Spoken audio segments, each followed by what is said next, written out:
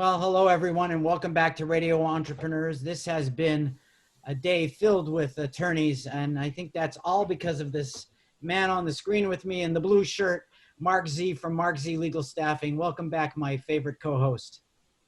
Jeff, thank you for including me. It's a pleasure. I'm really excited to be part of this today. Great. And our next guest, definitely the best dressed attorney of the day. We'll see how we go with content. There's a challenge out there. Alex Mattera, partner at Pierce Atwood. Welcome. Thank you very much, Jeff. Glad to be here. Okay. So Alex, tell us a little bit about yourself and your practice. So I'm a commercial bankruptcy lawyer. I've been doing this a little over 20 years, which makes this my third recession, and have been representing lenders, borrowers, innocent bystanders in just about all aspects of bankruptcy. Well, I would think that you're, just before a big boom, but I don't even know if we can handle it. Can the system even handle it? But there's going to be a lot of businesses, I think, going out of business. Boy, I don't even know where to begin to respond to that, Jeff. Maybe with the point you make that can the system handle it? There are bankruptcy courts, Southern District of New York, Delaware, traditionally very busy courts. They're already staffing up and adding people in the clerk's offices. These are the same areas where people have been laid off in the past because filings were down. Now they're eager to make sure they have the staff just to handle the volume, never mind the private side, when you think of the impact it's going to have on the businesses and the professionals who serve them. Great. I just want to introduce, we were joined by our litigation reporter, Marc Furman from the law firm Tarlow, Hart, and Rodgers. I don't know if you know Marc at all. I do. Hi, Alex. Nice to see you. You too. Right. So, again, just last week I had to go to a mall to purchase something, and it was a ghost town. And, I see restaurants opening where I hang out on my weekends, but they're at 50% capacity and I expect them empty within 3 weeks. I still feel we're sort of at the front end of this economic curve. The government can't bail all of us out forever. So how do you see all of this playing out? Let's pretend we're not on the radio. Well, I think you're right in that the wave is still building. We haven't crested yet. We've got a situation where all of the lenders are in deep breath mode. They don't know how to handle this. They know that they can't conduct commercially reasonable foreclosure. And not to mention, for most cases, there's a moratorium on foreclosures. If you're a landlord, you can't evict. If you're a lender to a landlord, you can't very well take the collateral. So you've got debtors who are not yet feeling the pressure from their lenders and vendors. And at the same time, those same borrowers have money injected through the CARES Act and PPP loans. It's become a corporate charge card, and they have not yet hit their limit, but it's coming. And the buzz we're getting from banks we talk to is that Labor Day will be the turning point. There'll be a back to school sale once Labor Day rolls around as they start to reinforce these loans and take some measures to collect. Alex, what's interesting is you've always obviously had a great practice, but you were like the go-to for your firms when, and now obviously congratulations on your new partnership at Pierce Atwood. But what I was going to say is now you're the busy person. You're the go-to person extraordinaire because of what's going, a lot of for example, I'm sure Pierce Atwood's clients, you've got a lot of businesses that are figuring out about reorganization. You have startups, you have other practice areas that are going to you, and so you're working collaboratively. It's you were the person that was there when they needed you. Now you're the person that they need. Well, I appreciate your perspective on it, Marc. I don't hold a grudge when no one wants to talk to me in the good times. I just keep my head down and do my work. But it's definitely an interesting, busy time. My phone is ringing a lot. Not all of it's work yet. A lot of it are prudent businesses and lenders looking ahead to think, as Jeff asked, what's going to happen? What will the landscape look like in a month and 3 months at the end of the year? The smart ones are getting in place on that now. We've been running webinars through our firm for bank clients and for lenders to try to get them positioned for the inevitable downturn. Now we're in it, and the people who are already thinking ahead will be the ones to come out of it in a healthy way. You do a lot of counseling, right? I know because you've nicely included me on your webinars, but on a regular basis for your clients, you do a lot of counseling before this comes so you can get ahead of it. But what's interesting, your firm works with the lending. So obviously, as companies need money, and you work with, obviously represent a lot of banks, so you do a lot of that in lending, and you work collaboratively as far as what you do with commercial bankruptcy. So it's interesting that your firm does both, represents the lenders and can assist on the back end with the bankruptcy litigation and the reorganizations, anything obviously commercial bankruptcy. So that's unusual. We do try to cover the full spectrum. We do a lot of work for lenders, a lot of work on the creditor side, but that doesn't necessarily preclude work for the companies as well. And with a practice that spans just about every area with nearly 200 attorneys throughout New England and beyond, naturally we're representing a good deal of companies. So long as we don't have conflicts, we're eager to find solutions for those companies. And we work cooperatively with our lenders to the extent we can achieve a result that's beneficial for everyone. We've been able to do that in an amicable way. Excellent, excellent.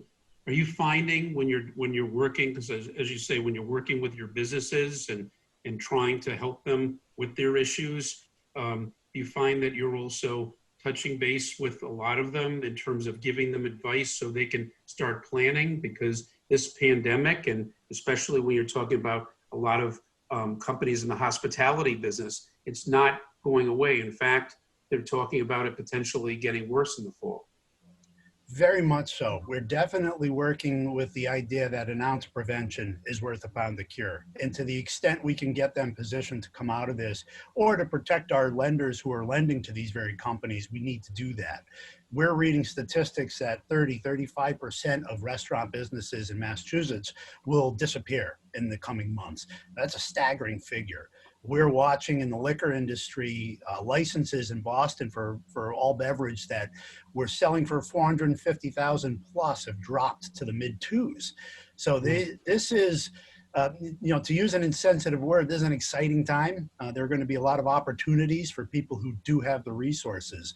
Somebody opening a restaurant who can weather the coming months or even years will be positioned to do very well with far less competition than exists today. And the opposite, unfortunately, is true. Those restaurants who are not finding themselves with deep reserves are not going to sustain through this.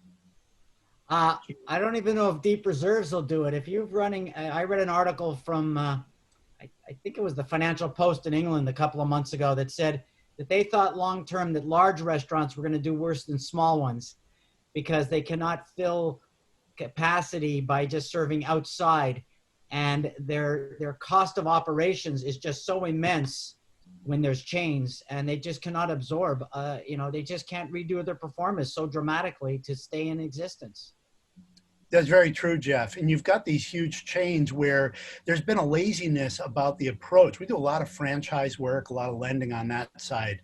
And you'll see companies where they let the 2 or 3 lead restaurants, these units will carry a dozen in underperforming areas. They don't have that luxury now. Now the lead restaurants are struggling to survive. And with the extra weight of these foundering restaurants, they're going to get pulled down. And you're right, they have the same fixed costs, whether they're seating 6 tables outside or 25 tables inside. And so there's simple math, they're not going to survive that.